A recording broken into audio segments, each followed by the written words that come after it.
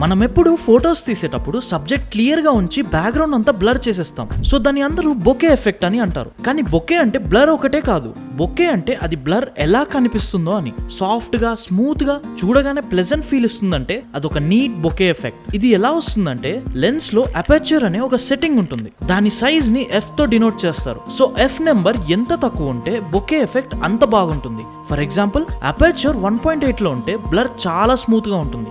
సినిమాల్లో కూడా చూసే ఉంటారు, హీరో ఫోకస్ లో ఉన్నప్పుడు బ్యాక్గ్రౌండ్ అంతా మెల్ట్ అయిపోతుంది. అది బొకే ఎఫెక్ట్ అంటే. ఫోన్స్ లో కూడా పోర్ట్రేట్ మోడ్ తో బ్యాక్గ్రౌండ్ ని బ్లర్ చేయొచ్చు, బట్ అది సాఫ్ట్వేర్ తో క్రియేట్ చేసిన బ్లర్ ఎఫెక్ట్. అందుకే మనకు DSLR తో తీసిన ఫోటోస్ కి మొబైల్ కెమెరాతో తీసిన ఫోటోస్ కి చాలా డిఫరెన్స్ కనిపిస్తుంది. బట్ ఫోన్ లో కూడా దీన్ని ట్రై చేయొచ్చు. ఎలా అంటే సబ్జెక్ట్ కి బ్యాక్గ్రౌండ్ కి డిస్టెన్స్ కొంచెం ఎక్కువ ఉండేలా చూసుకోండి. అప్పుడు మీ ఫోన్ లో కూడా ఒక డీసెంట్ బొకే ఎఫెక్ట్ ని క్రియేట్ చేయొచ్చు.